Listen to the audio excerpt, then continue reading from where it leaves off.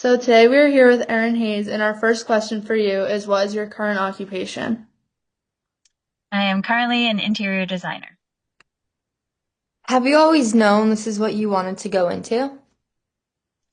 Actually, no, I had another career first. I was a speech and language therapist for about 10 years, and I went to grad school for that. And then I was home with my kids for a while, raising them. And when I decided it was time to go back to work, I didn't particularly want to go back to speech and language and had a friend who was working with an interior designer and thought about that as a career path and decided to try it. Okay. Where did you go to college? I went to two colleges actually. I went to the University of Richmond for a year and a half, and then I went to UMass to finish up my degree, and then I went to BU for grad school. Okay. What was your major and did you have a minor? Yep. So I majored in communication disorders and minored in Spanish. Okay. Um, did you need any extra school or training for? So actually, no. So when I went into interior design, you can just say you're a designer and you don't actually need like so for speech and language therapy you need a degree, you need a graduate degree, you need to be credentialed and take a national exam and all of that. So I did all of that for that career. Currently there's no state or nationwide requirements to do interior design work. So I started as a home stager. Well, I started as an apprentice to a home stager, and then I did some home staging. And then after a couple years, kind of moved into just doing interior design work. Okay. Um, do you want to? Could you describe what a typical day working looks like? Sure. So a typical day is usually a couple of meetings with clients at their homes or at stores to source their, furniture, rugs, or plumbing fixtures. Like this morning, I just had a meeting at someone's house. They're measuring out a stair runner for her. So we had picked out the stair runner, and now the rug company is there measuring everything out and just answering questions about how do you want it to lay out? How do you want it to look in the end? All of that. And then I also, because I work for myself, I have to do business things like billing and, keep my calendar, do a lot of emailing and a little bit of marketing stuff on social media.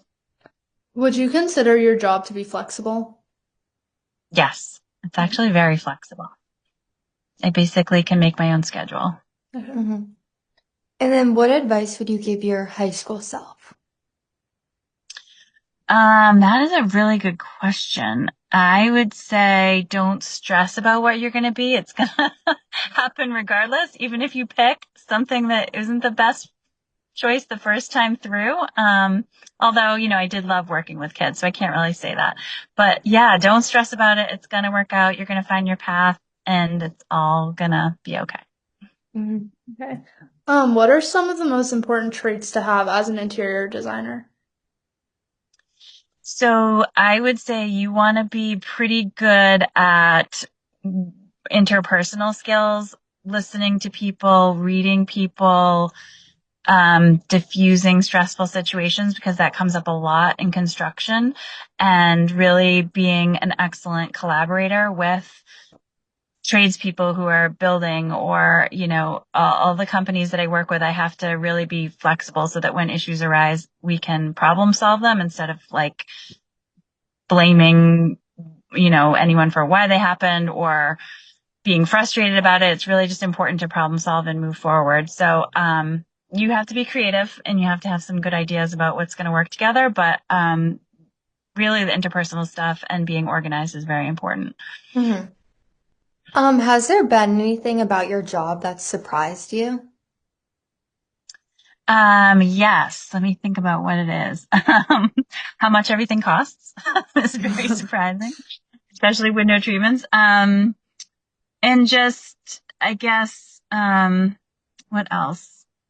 Um, the amount of people that need help with this is great for me. But it's a little surprising sometimes because yeah, I guess that's it. And then going off of that, what would you say the most difficult part of your job is? The most difficult thing is when a client is disappointed. So, like, if something doesn't come in on time, that's always hard for people. Or if something's way more expensive than they wanted to spend, that's hard for people. And then it's just a bummer, you know? So, yeah, Hmm. that would be it. Is there anything you would have changed with your career path? Um, I probably would have net like reached out to more interior designers earlier on and not like in the beginning it's very intimidating to reach out to people who are already doing this and seem super together and like they know what they're doing, but I think it would have been useful. I reached out to maybe one or two, but I think I could have tried a little harder to network more in the beginning with other designers and um, learn from them. Hmm. What advice would you give someone looking to go into this career? I would advise someone to try and get a job working, in an interior design shop or for a contractor and just kind of like get into it. You can take classes and all of that is great. But I think even being in the field and working in the field while you're taking classes is actually probably the best route. Hmm. Okay. And then our last question is, what is your favorite part of your job? Um, Working with people. I really like working with people and meeting new people. And then one of my favorite parts, I always tell this to clients, is when clients text me after the fact that, we've done their house, they love it, but then they have friends over and their friends love it and are so impressed and everything. And they're so proud of where they live. That makes me so happy. When people are really comfortable in their space and proud of their space, then that's just the best. Hmm. Okay. Okay.